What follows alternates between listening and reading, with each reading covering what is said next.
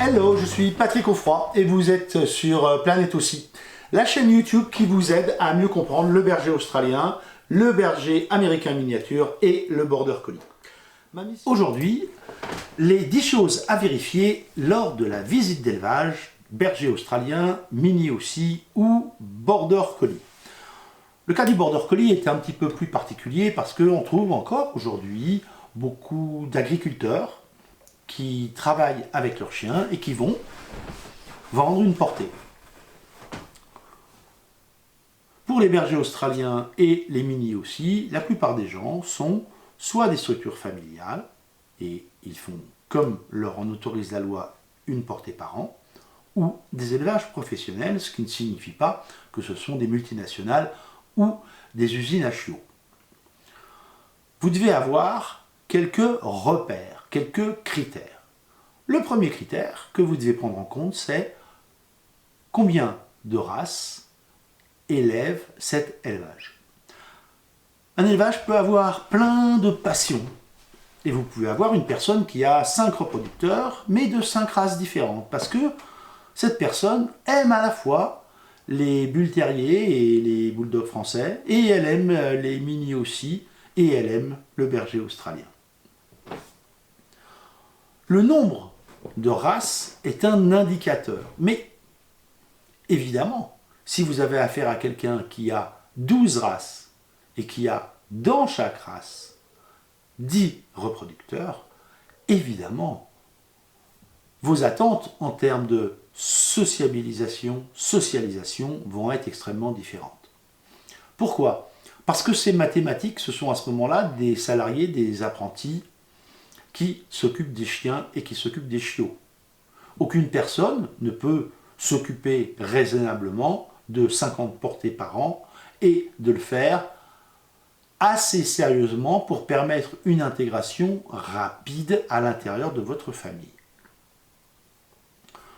La difficulté pour choisir un élevage, c'est que les critères sont multiples. Le nombre de races, c'est le premier, et donc vous l'avez compris, ce qui compte bien évidemment aussi, c'est le nombre de chiens. Gérer un nombre de chiens important, si vous avez affaire à des petites races, n'est pas obligatoirement rédhibitoire. Mais si vous avez des races de taille importante et des races qui aiment faire des choses, comme le berger australien et le mini et le border, les races qui nous intéressent pour l'instant, alors, évidemment, passer un certain nombre de reproducteurs, ça paraît compliqué de s'occuper individuellement de chacun des chiens. Le deuxième point est un point extrêmement important, c'est y a-t-il des activités proposées aux chiots? Le cerveau du chiot est extrêmement flexible, perméable à tous les apprentissages durant les premiers mois. Il y a une dizaine d'années, on considérait globalement que le boulot de l'éleveur, c'était de faire naître des chiots et que la socialisation, la familiarisation, l'apprentissage de choses nouvelles étaient du ressort du futur propriétaire et que non, ce n'était pas le boulot de l'éleveur. Heureusement. Aujourd'hui, beaucoup d'éleveurs ont compris que l'intérêt de leurs chiots, mais aussi de la satisfaction des propriétaires à qui ils vont vendre des chiots, et encore aussi de la valeur, de la pertinence des ventes qu'ils vont réaliser, est induite par le travail de sociabilisation qu'ils vont faire à l'élevage. Ce travail en amont du moment où vous allez récupérer le chiot est extrêmement important. J'aime à dire que la nouveauté, ça doit être fun pour le chiot. Et c'est ça qui va faire que vous allez pouvoir récupérer, acheter, avoir un chiot curieux, un chiot qui a envie d'apprendre, un chiot qui a envie d'aller de l'avant avec vous et qui sait que l'humain va lui permettre des interactions positives sur le long terme. Troisième point qui est extrêmement important, est-ce que quand vous allez visiter l'élevage, la mère est présente? Si l'éleveur vous répond « Non, mais depuis quelques jours, elle ne veut plus des chiots, elle les rejette, donc je ne la mets plus avec eux », alors vous avez affaire à quelqu'un qui n'a absolument rien compris au comportement canin. La mère éloigne les chiots. Pourquoi? Deux raisons principales. D'abord, elle a mal, ensuite elle a mal.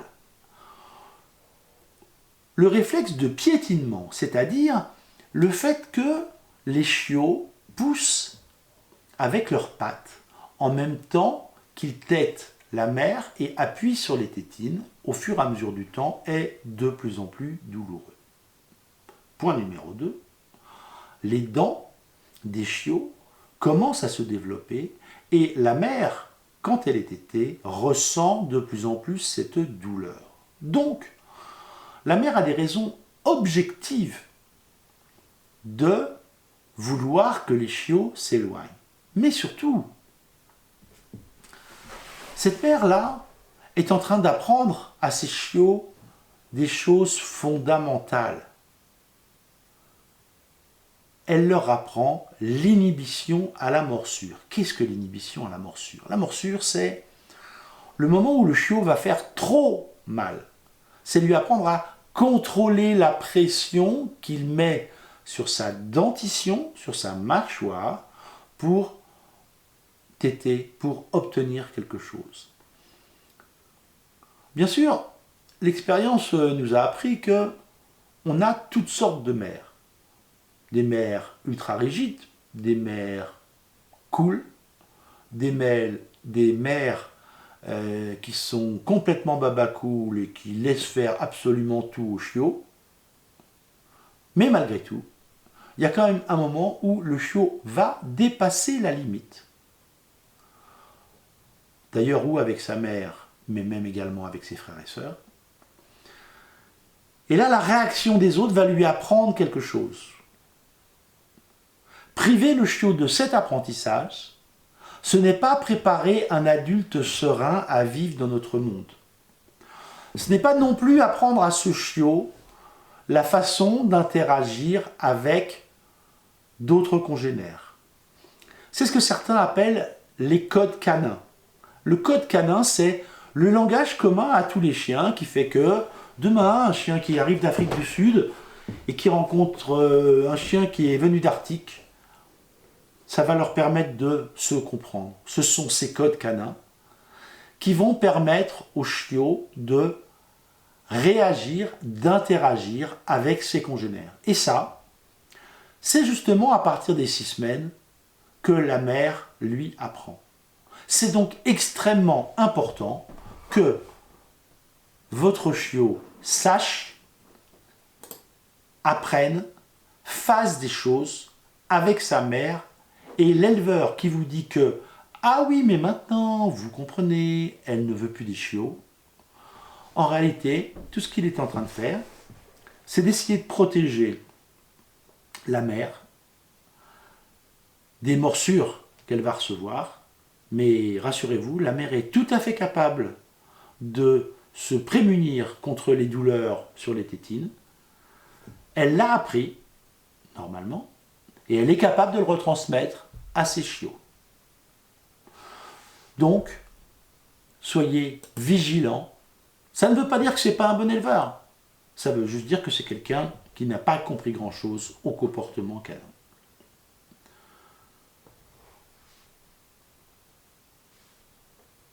Ce podcast, cette vidéo vont finalement être en 2 parties parce que le sujet me tient à cœur et qu'il y a beaucoup à dire. La deuxième, la 4e raison, c'est est-ce que l'élevage est propre? Les élevages canins sont régis par un certain nombre de règles sanitaires. Mais c'est aussi et beaucoup par le bon sens.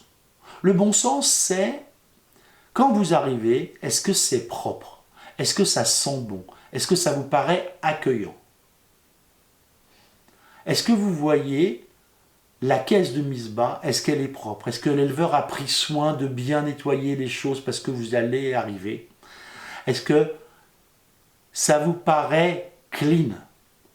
Si oui, vous êtes en face de quelqu'un non pas qui se préoccupe du point de vue sanitaire exclusivement, mais quelqu'un qui se préoccupe vraiment du bien-être de ses chiots.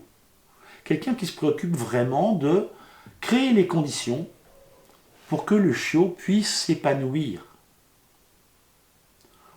En plus, l'aspect sanitaire est extrêmement important parce que certaines maladies, comme par exemple la toux du chenil, comme par exemple la parvovirose,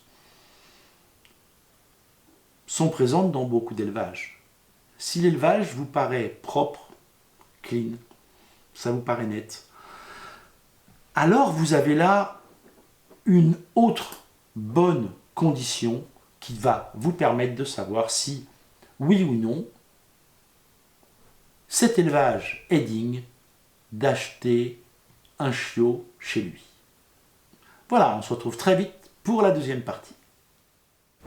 Merci, un grand merci d'avoir regardé jusqu'au bout cet épisode et j'espère qu'il vous a plu. Avant de vous quitter, je vous invite comme toujours à vous abonner à la chaîne YouTube pour ne pas manquer les prochains épisodes. En plus, je suis toujours content de lire tous les commentaires. N'oubliez pas d'aller voir également le site planetbergeraustralien.com dont le lien est juste en dessous. Amitié du Tarn et à très bientôt sur la chaîne Planète aussi.